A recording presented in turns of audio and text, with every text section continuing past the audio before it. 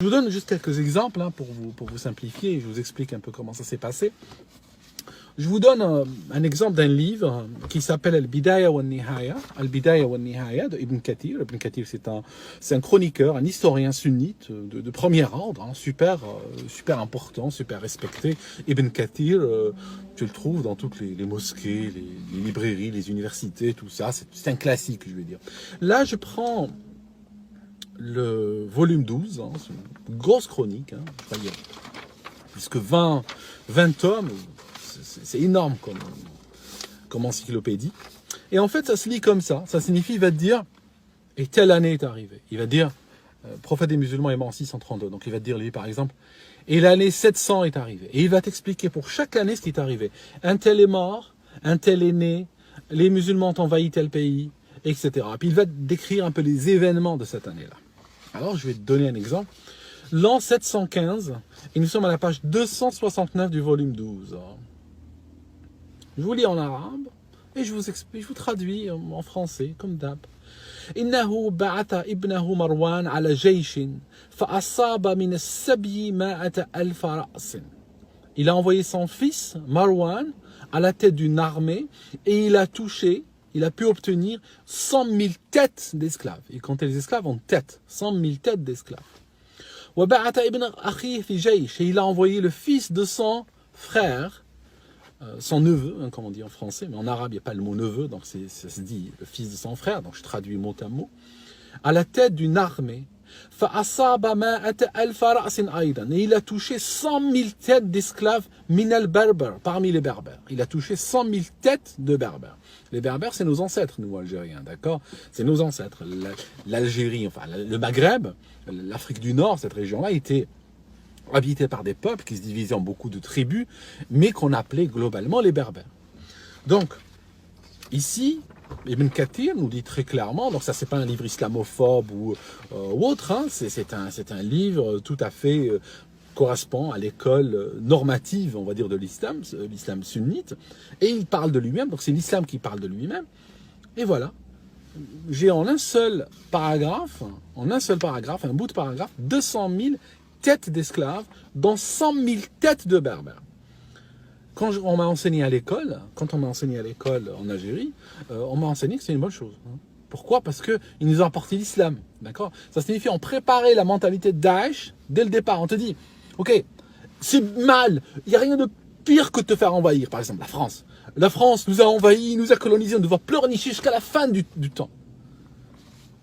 Par contre, quand ceux-là nous envahissent, et ils sont très fiers d'avoir traité nos grands-parents, les avoir traités en tête d'esclaves, c'est une bonne chose. Pourquoi? Parce qu'ils nous ont ramené l'islam.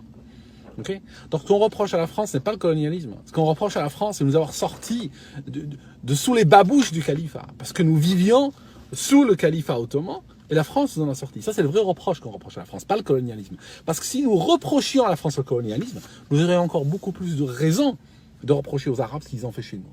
Alors,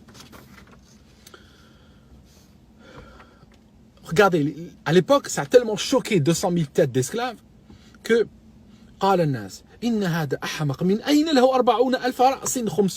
pourquoi? Parce que normalement, quand ils allaient, le calife, parce qu'ici nous parlons du calife Omeyyade, Walid Ier, Yazid Ier plutôt, qui va envoyer, donc on voyait des gens de sa famille, hein, son frère, ses demi-frères, ses neveux, ses cousins, tout ça. Il va leur donner à chacun un groupe d'hommes et ils vont aller envahir des pays. Il va diviser, il va dire, tu prends ça, toi tu prends ça, tu prends ça. La seule condition, c'est que ils doivent lui envoyer le 5e du butin, d'accord, quand ils arrivent sur une place. Et ils touchent des têtes d'esclaves, comme ils disent, et ils touchent des biens, d'accord. Ils doivent renvoyer à l'arrière, au calife, 20%. 20% c'est sa part. Donc, le calife, quand il a reçu leur décompte, et ils ont dit on va t'envoyer 40 000 esclaves comme 5e, comme ta part, lui a dit mais ils s'en foutent quoi, parce que 40 000, donc ils ont touché 200 000, c'est pas possible. 200 000 têtes, c'est pas possible. Eh ben, voilà. Et il continue. فأرسل donc ça, donc il a envoyé 40,000 رأس وهي خمس الغنائم هي خمس المغانم.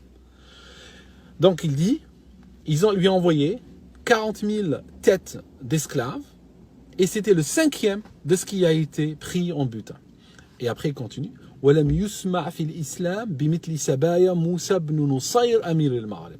Il n'a jamais été entendu, jamais l'islam n'a entendu parler d'aussi gros que les esclaves de Moussa ibn Nusayr, l'émir du Maghreb. Ça signifie Moussa ibn Nusayr, c'est celui qui a attaqué le Maghreb, donc c'est lui qui a condescendu à attaquer l'Algérie, d'accord? C'est lui qui a condescendu à massacrer nos ancêtres, à prendre leurs enfants, à prendre les femmes et aller les vendre sur des souks, et à envoyer le 5e à son calife à Damas, au calife Omeyyade.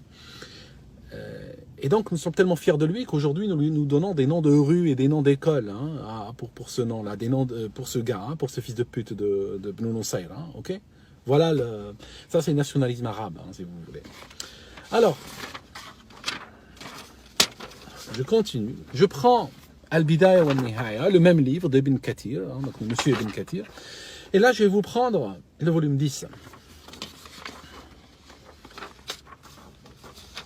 Nous sommes l'année 649. D'accord, 649, nous sommes 17 ans après la mort du prophète des musulmans. Et là, ce qu'il y a, Fath Qubrus. L'ouverture, c'est quand il parle d'envahir un pays, il dit nous l'avons ouvert pour Allah. Alors en fait, c'est pas ouvrir pour Allah, c'est juste attaquer pour piller les coffres, les possessions des gens et tout ça. Alors, là, ils ont attaqué Chypre. Ok. كان فتحها على يد معاوية بن أبي سفيان. Donc elle a été ouverte, comme ils disent, par Muawiyah ibn Abi Sufyan. Okay. C'est un calife qu'ils bénissent quand ils parlent de lui, ils le bénissent. Hein.